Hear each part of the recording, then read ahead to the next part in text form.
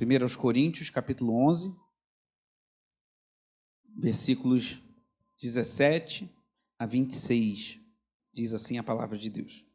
Mas nisto que agora prescrevo, não posso elogiá-los, porque vocês se reúnem não para melhor, e sim para pior. Porque, antes de tudo, estou informado de que, quando se reúnem na igreja, existem divisões entre vocês, e eu, em parte, acredito que isso é verdade. E é até necessário que haja partidos entre vocês, para que também os aprovados se tornem conhecidos entre vocês. Quando, pois, se reúnem no mesmo lugar, não é a ceia do Senhor que vocês comem, porque, quando comem, cada um toma antecipadamente a sua própria ceia, e enquanto um fica com fome, outro fica embriagado.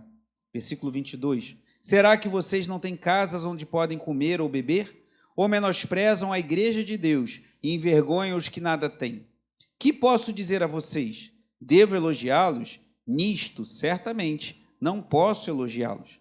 Porque eu recebi do Senhor o que também lhes entreguei, que o Senhor Jesus, na noite em que foi traído, pegou um pão e, tendo dado graças, o partiu e disse: Isto é o meu corpo, que é dado por vocês. Façam isto em memória de mim.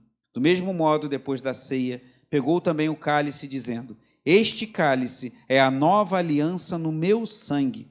Façam isto todas as vezes que o beberem, em memória de mim. Porque todas as vezes que comerem este pão e beberem o cálice, vocês anunciam a morte do Senhor até que ele venha.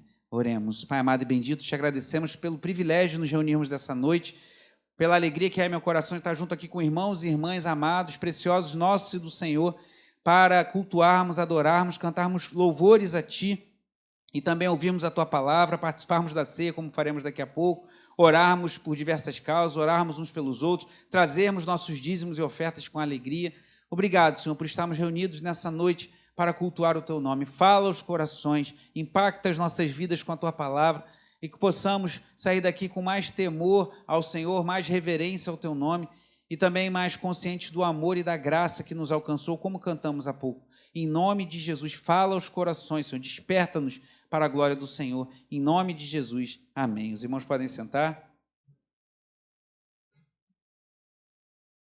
Irmãos, curiosamente hoje, sendo o Dia dos Pais, vou usar uma ilustração nessa introdução que tem muito a ver com essa data. Muitas coisas nos são passadas de pai para filho, não só de pai, mas também de mãe para filhos. Nós, como pais, e os nossos pais para conosco, legamos costumes, hábitos. Eu lembro que o pastor Roberto sempre contava de um pastor conhecido dele, que disse que, quando vivia com os seus pais, o pai dele tinha um hábito que ele achava horrível, que era, na hora do jantar, ele pedia para a esposa preparar a comida e ele dava um soco na mesa assim: cadê minha comida, mulher? E dava um soco assim. Já ouviu o pastor Roberto falando isso? E ele achava aquilo horrível, o pai fazer isso, bater na mesa, socar na mesa, assim, pedindo para a esposa trazer a comida, coisa bizarra, né? E aí esse homem cresceu, amadureceu, casou, passou a viver com a sua esposa, e certo dia ele estava na mesa do jantar, e o que ele faz? Mulher, cadê a minha comida? Ele fez igualzinho ao pai. Ele falou: meu Deus, eu estou repetindo um péssimo hábito que meu pai tinha, e ele se deu conta que, embora ele achasse aquilo ruim, ele estava fazendo a mesma coisa. E quantas vezes não nos damos conta, mas seguimos influência daquilo que os nossos pais faziam, às vezes em coisas boas. Pais, às vezes, influenciam na decisão da nossa profissão, por exemplo. Tem pessoas que seguem a profissão do pai, e isso é bom. Às vezes seguem a mesma profissão e já pegam a bagagem do pai. Algumas pessoas acham que filho de pastor tem que ser pastor. Isso não é necessariamente verdade. Nem todo filho de pastor vai ser pastor, mas também não é proibido que o filho do pastor seja pastor. Vemos filhos de pastores que claramente têm um chamado pastoral e assim devem seguir no ministério, se for o chamado de Deus para a vida deles, independente de serem ou não filhos de pastores. Mas, certamente, nós, como pais, os nossos pais legaram hábitos, costumes, influências para nós. E o que veremos nessa noite não é algo que foi passado de pai para filho, mas é passado ao longo da história da igreja, tradicionalmente, que é a celebração do segundo sacramento, da ceia do Senhor. O que veremos essa noite, a igreja celebra há 2000 anos. O que faremos essa noite, daqui a pouco, participando dos elementos, não é nenhuma novidade. não é algo que foi inventado pelo Bispo Walter, não é uma resolução da Igreja Cristã Nova Vida ou da nossa Igreja do Anil, mas é algo que a igreja em todo o mundo, você tem essa noção? O que faremos daqui a pouco, participar do pão e do cálice, de forma bem simples, mas em espírito de oração e quebrantamento diante do Senhor, igrejas em todo o mundo. Eu não sei que horas são lá no Japão, mas eu acho que já deve ser de manhã, mas no domingo lá, igrejas cristãs que celebram a ceia, nesse dia celebraram a ceia com o Senhor, ou lá na Europa, ou nos Estados Unidos, ou na África. Às vezes você vê na África igrejas que não têm estrutura nenhuma, os irmãos se reúnem em lugares muito simples, mas celebram a ceia do Senhor. Os apóstolos celebraram a ceia do Senhor, a igreja primitiva celebrou a ceia do Senhor. Então isso é passado de pai para filho, mas aqui muito mais do que de pai para filho, mas de igreja, essa passada de bastão desse bom hábito de celebrarmos a ceia do Senhor. Os dois sacramentos que nós entendemos que Cristo legou a nós, o batismo que falei hoje pela manhã e a ceia do Senhor que falaremos agora. Pedir ajuda dos universitários aqui. Eu usei esse slide de manhã, que é da Igreja Batista da Trindade, uma igreja lá em São José dos Campos, e na época que eu fiz o seminário, só para esclarecer um pouquinho algumas coisas que eu acho importante, batismo e ceia do Senhor. Cremos que o batismo e a ceia do Senhor são ordenados pelo próprio Senhor Jesus. O primeiro, o batismo, está ligado à entrada na comunidade da Nova Aliança. Inclusive, teremos um batismo agora dia 6 de setembro, ore por isso, ore pelos irmãos que estão se candidatando, e teremos um batismo agora, sábado, dia 6 de setembro, primeiro sábado de setembro.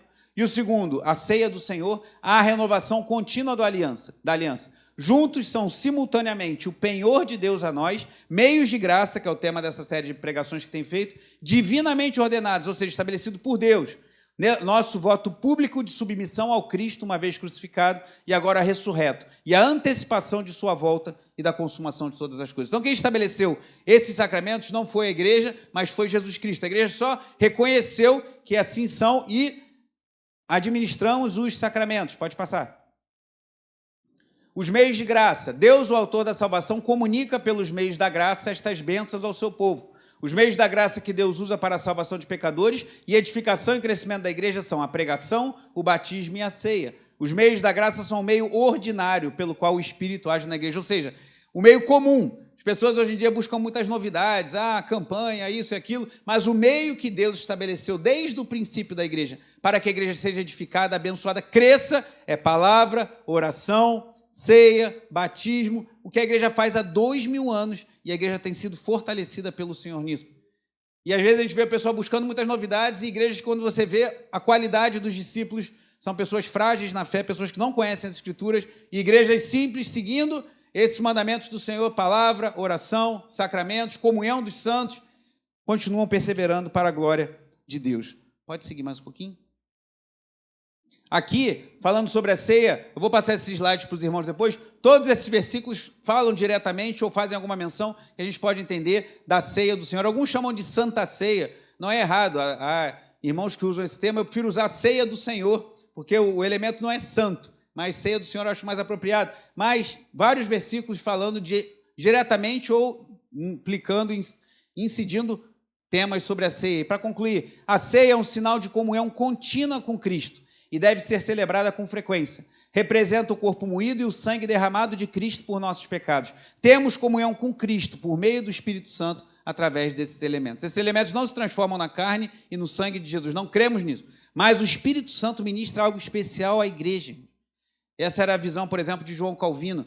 Quando celebramos a ceia, nós não estamos só comendo um pãozinho e tomando um suquinho, ou algumas igrejas celebram com vinho. Há algo diferente que Deus faz quando a igreja se reúne ao redor da mesa, e biblicamente eu vou mostrar por que nós cremos dessa forma. E o último slide, eu não sei se vai aparecer para vocês, até que conseguiram melhorar, né? R.C. Sproul, falecido recentemente, um grande teólogo, um homem de Deus, um pastor muito abençoado, ele escreveu o seguinte: quanto mais velho fico e quanto mais progrido na fé, mais importante esta ordenança, falando da ceia, se torna para mim. Se há algum lugar em que experimenta a comunhão doce de minha alma com Cristo, este lugar é a mesa, falando da ceia do Senhor. Sob um aspecto, a experiência da ceia do Senhor vem se tornando uma fonte de embaraço para mim. Frequentemente sou obrigado a cobrir meus olhos com as mãos enquanto comungo, a fim de esconder as lágrimas que não posso conter. De fato, a doçura de tal comunhão às vezes ultrapassa meus limites, à medida que a exuberância da presença de Cristo inunda a minha alma. Então, esse homem que foi um profundo teólogo, faleceu recentemente, hoje ele já não experimenta isso, porque ele já vê assim, o Cristo vivo ressurreto, face a face. Mas R.C. Sproul, um grande homem de Deus, que contribuiu muito para a igreja, influenciou muito o bispo Walter, inclusive, quando o bispo Walter quis conhecer a doutrina reformada, falava com tanta propriedade da ceia do Senhor, o que ele sentia, o que ele experimentava quando participava da comunhão, como ele era quebrantado por Deus, como ele se sentia embaraçado pelos seus pecados e experimentava da presença de Deus quando a igreja participava da ceia. Obrigado às universitárias. Voltando aqui ao texto, mas o que o texto de 1 Coríntios tem a ver com isso? Esse texto clássico sobre a ceia do Senhor, o que ele tem a nos instruir. Primeira coisa, antes de a gente entrar no aspecto da ceia, eu queria chamar a atenção que Paulo não tinha problema nenhum com tradições. Muitas pessoas hoje têm resistência a tradições. Ah, mas isso é tradicionalismo, só porque a igreja sempre fez assim, tem que fazer dessa forma. Mas olha como Paulo via isso. Capítulo 11, versículos 1 e 2.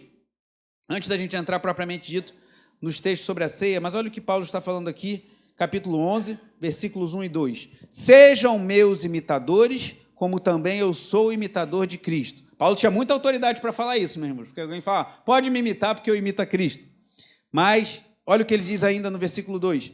Eu os elogio. Por que Paulo vai elogiar essa igreja? A gente viu na leitura inicial que ele fala que tinha motivos para não elogiar, mas aqui ele está elogiando. Por que ele está elogiando? Versículo 2. Eu os elogio porque em tudo vocês se lembram de mim e retêm as tradições, assim como eu as transmiti a vocês. Então, Paulo não tinha problema nenhum e fala, olha, eu recebi tradições de Cristo, dos primeiros apóstolos, transmiti à igreja, e eu elogio vocês por considerarem isso e manterem essas tradições. Então, o fato de nós seguirmos tradições que existem na igreja há 2000 anos, não há problema nenhum com isso. Não podemos nos tornar tradicionalistas. Alguém disse que o tradicionalismo é a fé morta dos que já viveram, e as tradições é a fé viva daqueles que, daqueles que já morreram. Então, não é a fé morta dos que já viveram, mas a fé viva daqueles que já morreram. Nós seguimos os passos de quem veio atrás, irmãos. Não somos a primeira igreja da face da terra, não começamos o cristianismo agora, a igreja está há 2000 anos, e como vemos aqui, o próprio apóstolo Paulo valoriza as boas tradições que a igreja, e essa igreja complicada, ele elogia nesse item. Olha o que diz aqui ainda, o versículo 16. Ele está falando sobre a questão das mulheres no culto. Aqui você vê que Paulo claramente viu uma distinção entre o papel do homem e o papel da mulher, mas eu não vou falar sobre isso, que não é o tema dessa noite. Mas olha o que ele diz no versículo 16. Mas se alguém quiser discutir essa questão, saiba que nós não temos tal costume, nem as igrejas de Deus. Que ele fala, a gente não faz dessa forma. Vocês querendo fazer diferente, vocês assumam a responsabilidade, mas a gente não faz assim, nem as igrejas de Deus. Então, Paulo via com bons olhos você receber boas tradições e seguir adiante. Isso é muito importante, irmãos, que muitas pessoas hoje têm uma tendência a querer jogar na lata do lixo tudo que remete à história cristã. E é tanta coisa boa para a gente aprender, irmãos. Como os irmãos sabem, eu tenho tido o privilégio de gravar aulas lá para o nosso instituto, da nossa denominação, o IBRMEC, justamente sobre teologia histórica.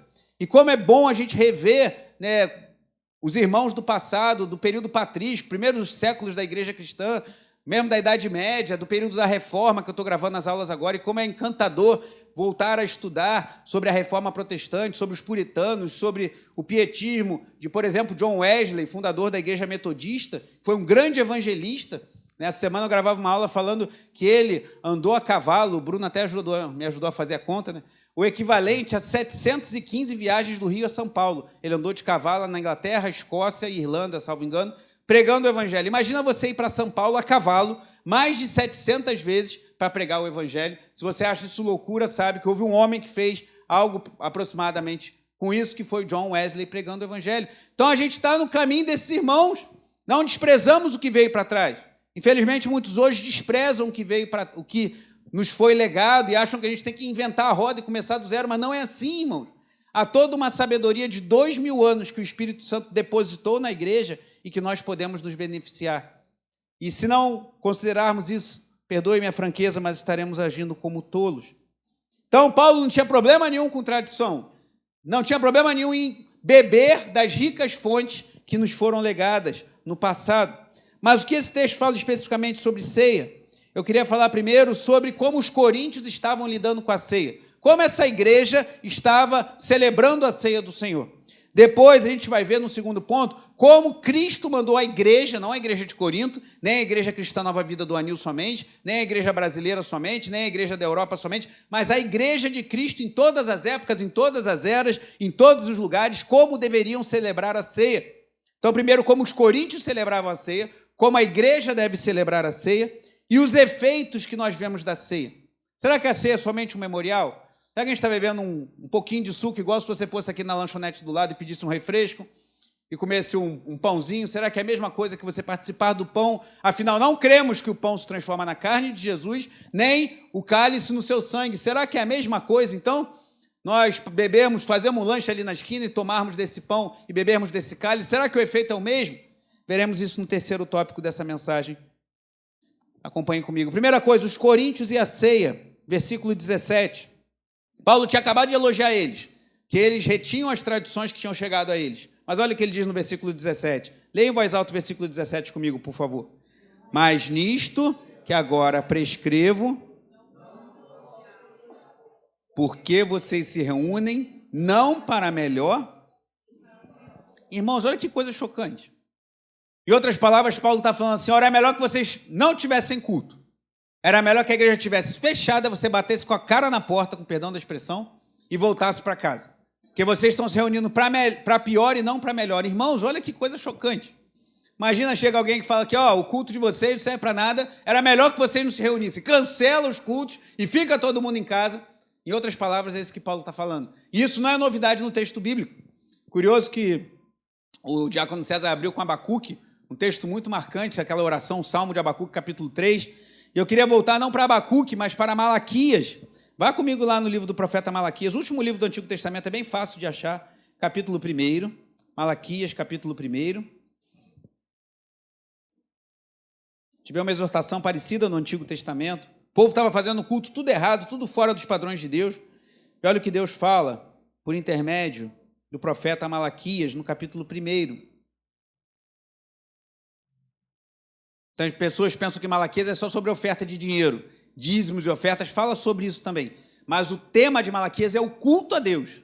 As ofertas são uma parte somente, mas ele está exortando o povo e não estar cultuando a Deus de todo o coração do jeito que Deus havia determinado. Malaquias 1, versículos 9 e 10. E agora, sacerdotes, supliquem o favor de Deus, para que nos conceda a sua graça. Mas será que ele será favorável a vocês? Diz o Senhor dos Exércitos.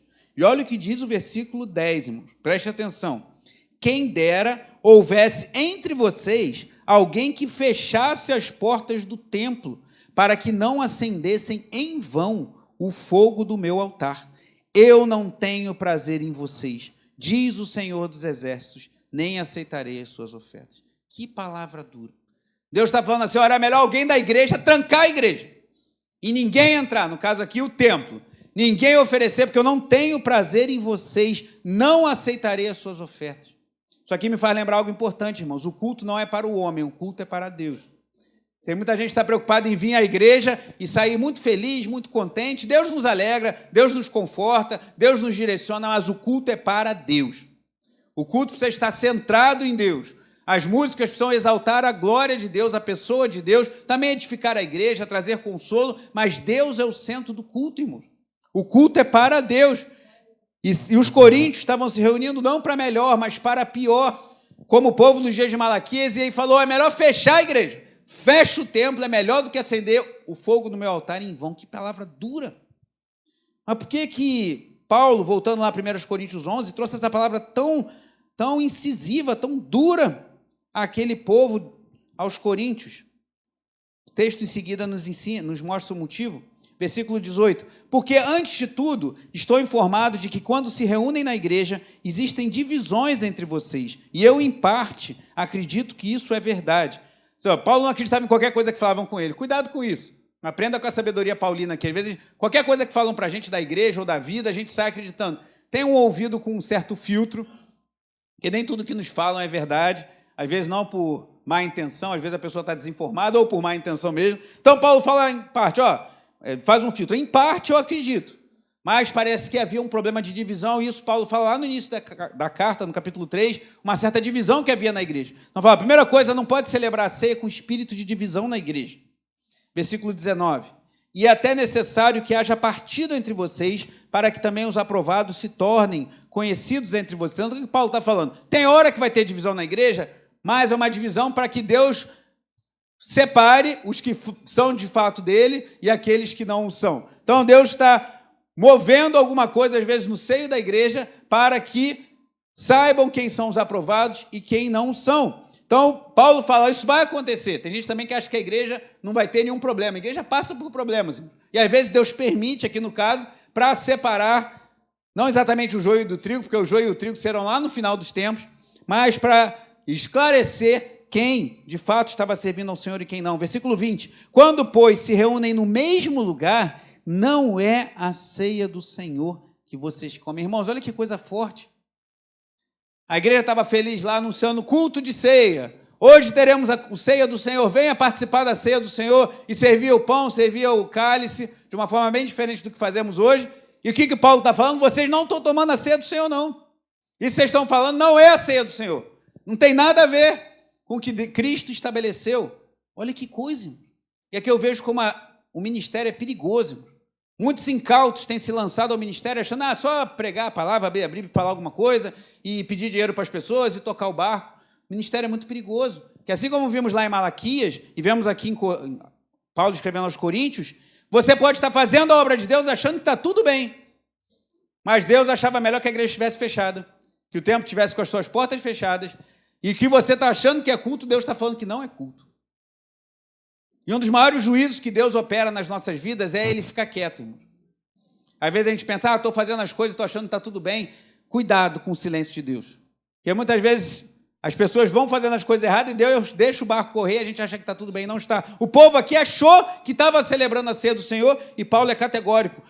Quando vocês se reúnem no mesmo lugar, ou seja, onde a igreja se reunia para culto, não é a ceia do Senhor que vocês comem. Meu Deus. Que palavra forte. Mas ele continua, porque quando comem, cada um toma antecipadamente a sua própria ceia, enquanto um fica com fome, o outro fica embriagado. Olha que confusão a ceia dos coríntios. Parece que eles faziam uma coisa meio... alguns chamam que era a festa do ágape, a festa do amor. E aí tinha um banquete, todo mundo comia, alguns enchiam a cara. E historiadores entendem que os que tinham mais posse ficavam comendo e bebendo o tempo todo, e os pobres não tinham o que comer, ficavam lá passando fome. Então virou uma verdadeira, com perdão da expressão, uma bagunça. O culto dos coríntios e a ceia dos coríntios era uma bagunça, e Paulo fala, isso não é a ceia do Senhor. Que palavra é essa, irmãos? E olha o que ele diz ainda no versículo 22, será que vocês não têm casas onde podem comer e beber? Ou, preste bem atenção nessa frase do apóstolo Paulo, menosprezam a igreja de Deus. Leia comigo só o início dessa frase. Ou menosprezam a igreja de Deus. Cuidado, meu irmão, cuidado, minha irmã. E se eu falo cuidado para você, para mim o cuidado é muito maior.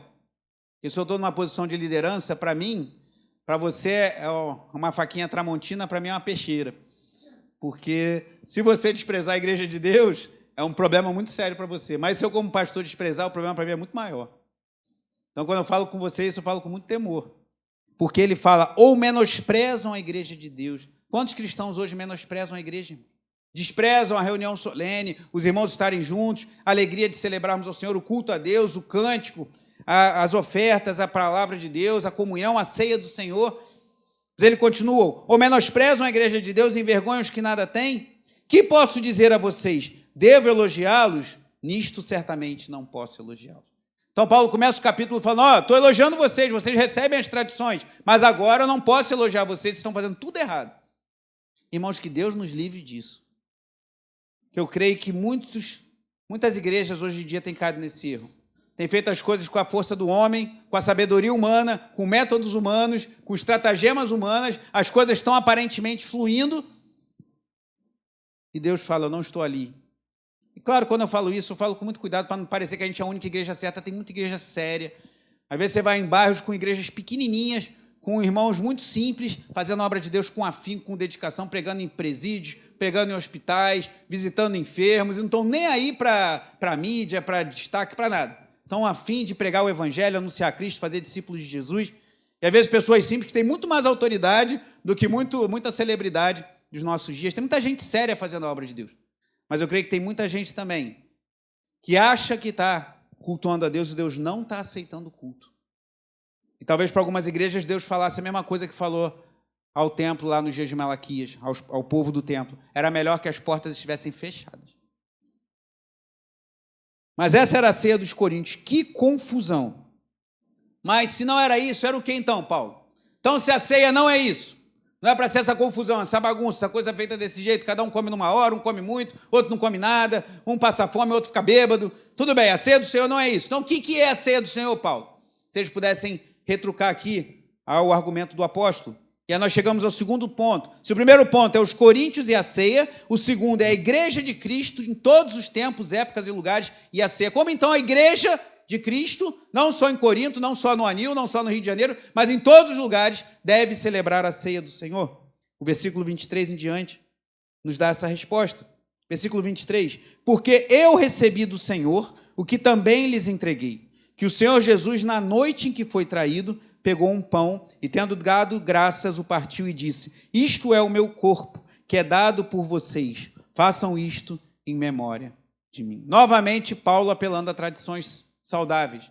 Que ele fala, ó, o que eu recebi, o que eu também entreguei. Então, eu estou passando para vocês o que eu recebi do Senhor.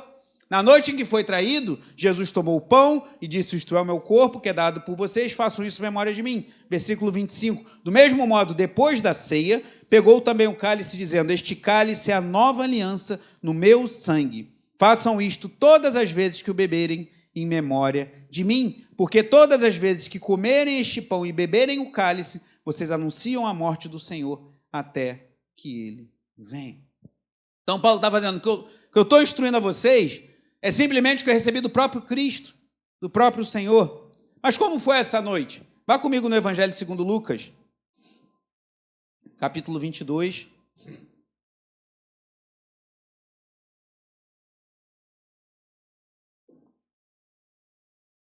Lucas 22. Esse momento em que Cristo estabelece, em que Paulo faz menção ali, Lucas 22, versículo 14.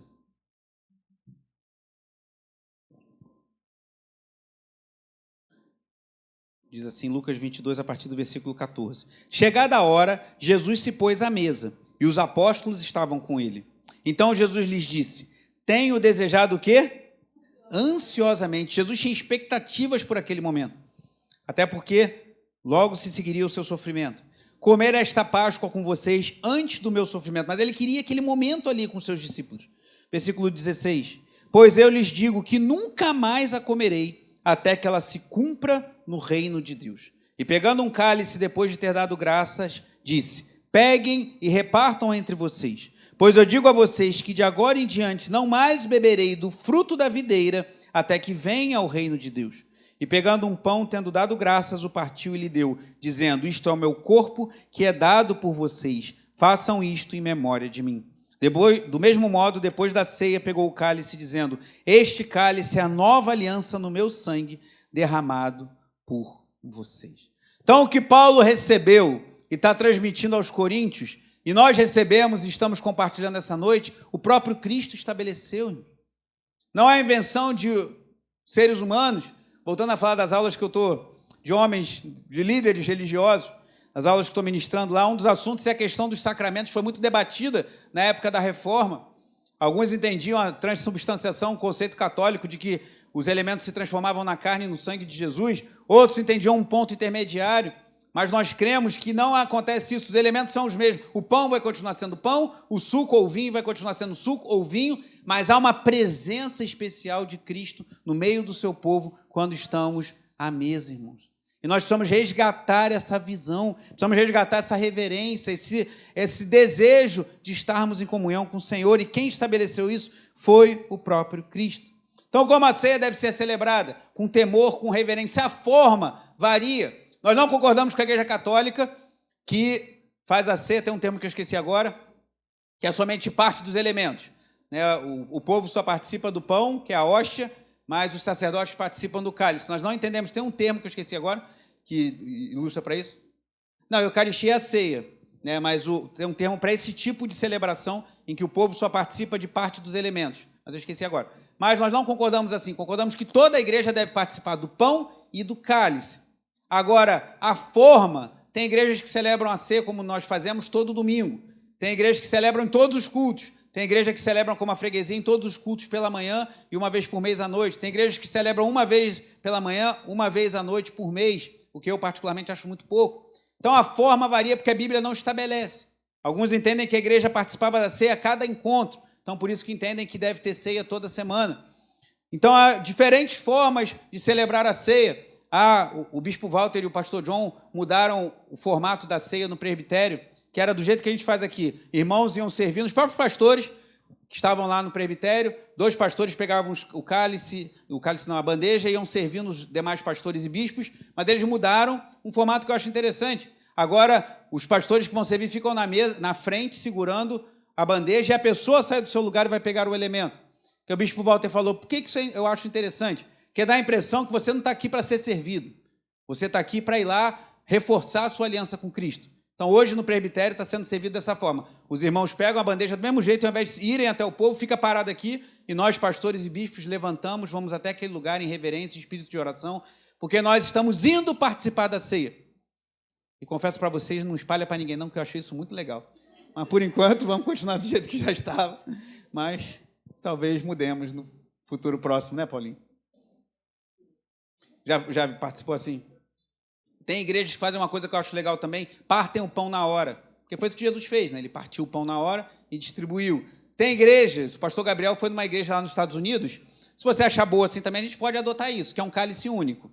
Então, é um cálice só, Rogério, aí passa para você. Se você for o primeiro, tá legal. Aí passa para tua esposa, tá tudo certo, para a Georgina. Mas aí passa para o Carlinhos, é um cálice só que todo mundo compartilha.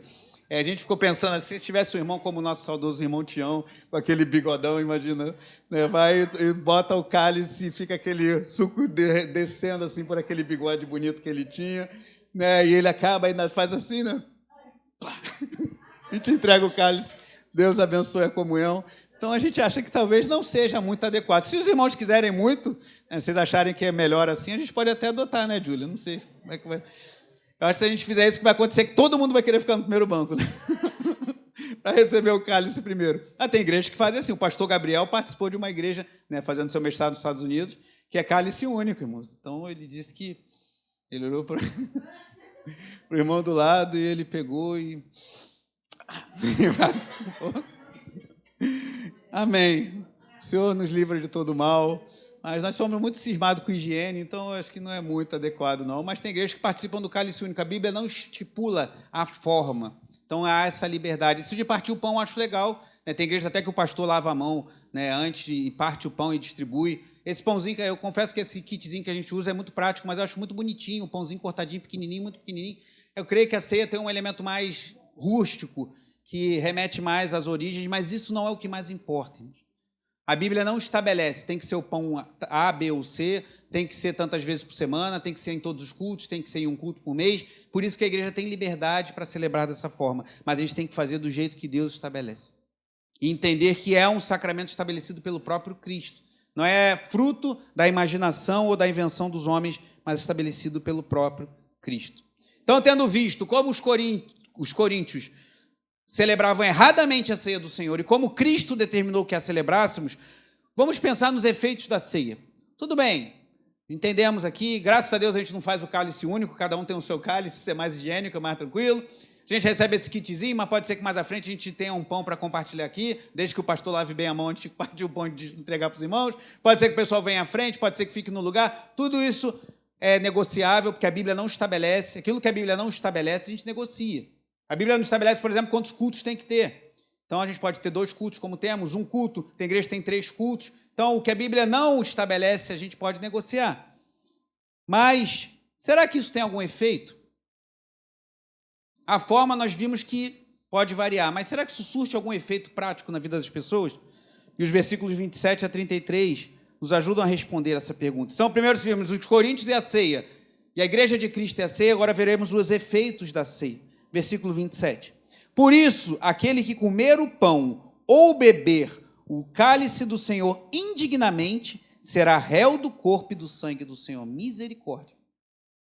Cristo foi morto pelos nossos pecados. Se a gente participar de qualquer maneira desse momento, o que Paulo está dizendo é que nós seremos encontrados não como recipientes da graça e do favor de Deus, mas como alvos da sua ira, como réus de Cristo. Já começa a assustar o negócio aqui.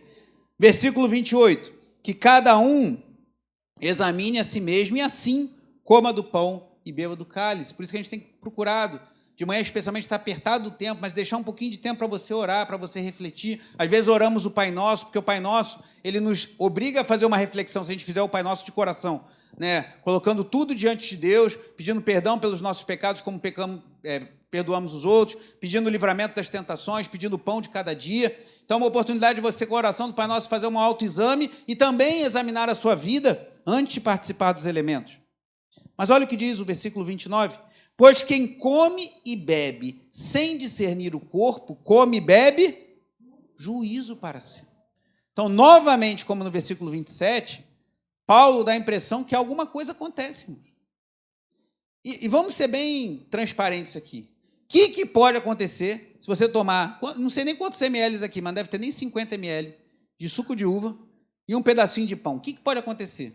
Se o pão estiver estragado, mofado, pode te dar um mal-estar, né, algum mal-estar. Se o vinho estiver estragado, pode te dar uma azia ou algum mal-estar. Mas fisicamente, efetivamente, o que pode fazer? Não tem como fazer nada. Então, Paulo não está falando de um mal-estar espiritual, material, físico. Até porque senão ele falaria, se servir o pão estragado e o vinho estragado, vai todo mundo passar mal na igreja. E ele não fala isso. Ele fala que quem come e bebe sem discernir o corpo, ou seja, não sabe o que está fazendo, faz de forma irrefletida, come e bebe juízo para si. Então, uma distinção. O pão é o mesmo para todo mundo, o cálice é o mesmo para todo mundo, mas quem faz de forma irrefletida, colhe juízo para a sua vida. Então, a gente começa a ver que a ceia tem um efeito, irmãos, espiritual.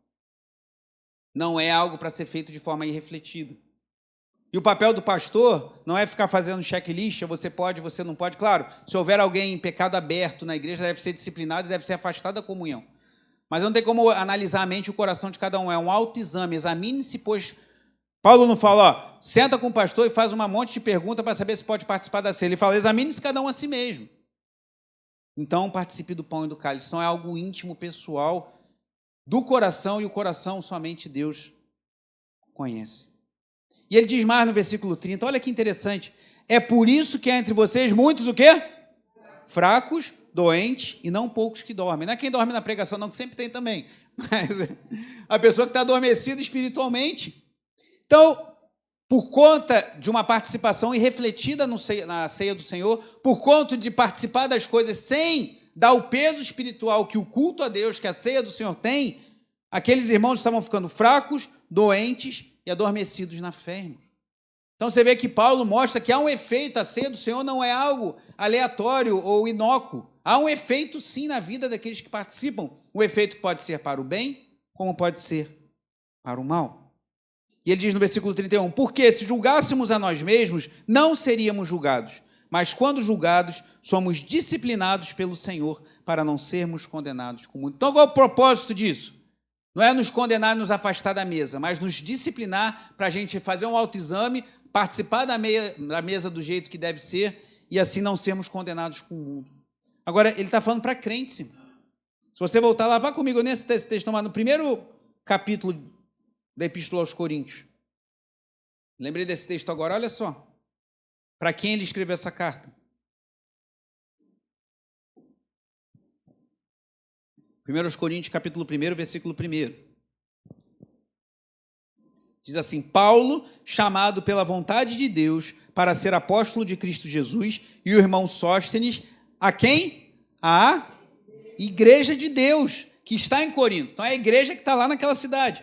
Chamados para ser santos. Então era um povo que era a igreja de Deus e que foi chamado por Deus para viver uma vida santa. Com todos que em todos os lugares invocam o nome de nosso Senhor Jesus Cristo, Senhor deles e nós. Então, Paulo está falando para a igreja, que uma igreja chamada para ser santa. E para essa igreja ele fala, olha, Deus nos disciplina para a gente não ser condenado com o mundo.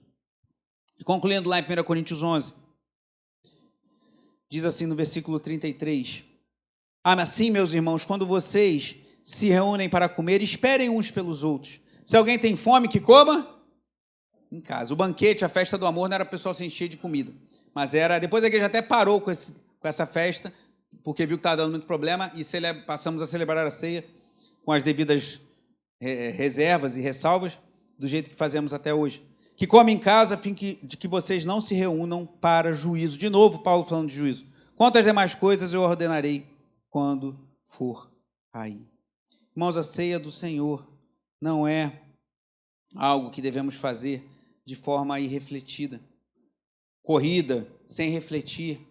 E semana após semana a gente tem essa oportunidade de renovar nossa aliança com o Senhor, fazer esse autoexame, avaliar e entender que o que nós estamos fazendo aqui, volto a dizer, o pão não vai virar a carne de Jesus, o cálice não vai virar o sangue, mas não é um simples lanchezinho, ou um tira-gosto, ou um ritual vazio. Deus se faz presente de forma especial quando participamos da ceia do Senhor. E há juízo para aqueles que participam de forma não temente a Deus, e a bênção para aqueles que se quebrantam verdadeiramente e buscam agradar ao Senhor. Vou pedir ajuda dos universitários, não vou botar todos aqueles textos, não. Mas só a pergunta 81, pode passar. Esse aí é um trecho do Catecismo de Heidelberg, é um outro catecismo da época após a Reforma.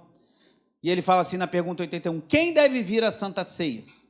Aqueles que se aborrecem de si mesmos por causa dos seus pecados, mas confiam que estes lhes foram perdoados por amor de Cristo, e que também as demais fraquezas são cobertas por seu sofrimento e sua morte, e que desejam cada vez mais fortalecer a fé e corrigir-se na vida. Mas os pecadores impenitentes e os hipócritas comem e bebem para a sua própria condenação, como acabamos de ouvir.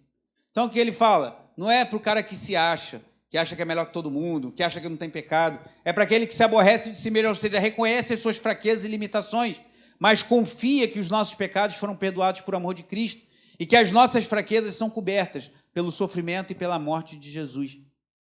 Mas os impenitentes e hipócritas vão comer para a sua própria condenação. Só esse slide, por favor. Então, meus irmãos, que participamos aqui, assim como falei no início, é igual um pai que transmite os seus costumes, os seus hábitos para os filhos, às vezes a sua profissão, não é algo que a igreja inventou. Já ouvi até de uma igreja, mas é uma igreja que está já há muito tempo caminhando mais para ser uma seita do que uma igreja, que nem serve a ceia mais, que fala que não precisa mais de ceia, não precisa de batismo, que a gente vive na época da graça, então não precisa fazer nada. E essa igreja, até onde eu sei, não tem mais batismo nem ceia do Senhor. Um absurdo. Mas o pior não é a igreja ensinar essas bizarrices. O pior é a gente seguir. Porque só há eco porque é alguém que dá a voz. Se as pessoas virassem as costas e desprezassem, não, mas na minha Bíblia está escrito que a gente vai participar da ceia, e Jesus mandou que batizássemos aqueles que se rendem a Ele, virassem as costas para esses falsos profetas, eles não teriam, ninguém daria ouvidos a eles iam se converter, ou então iam arrumar forma de ganhar dinheiro fazendo outra coisa. Às vezes eles só querem mesmo ganhar dinheiro. Mas pessoas não ouviram dessas balelas, porque não conhecem a palavra de Deus ou não querem conhecer. Mas Cristo nos estabeleceu esse momento sublime, simples, mas profundo. E assim como um pai transmite para um filho, assim recebemos esse legado lá de 2000 anos atrás, a igreja faz a mesma coisa.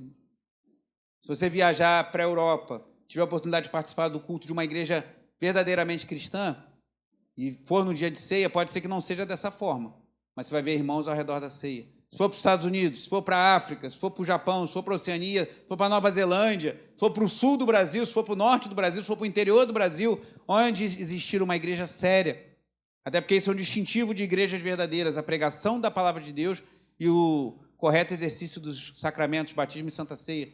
Você vai poder chegar lá, se apresentar como membro de uma igreja, se eles praticarem a mesa aberta, é o que nós fazemos, servimos a ceia também para quem não é membro da igreja, e mesmo que como nós, eles recomendem que já tenha passado pelo batismo, se você já se batizou, você vai poder participar da mesa, com a mesma presença, com a mesma gratidão a Deus, com a mesma reverência que devemos fazer cada vez que participamos disso. Mas cuidado, meu irmão, minha irmã.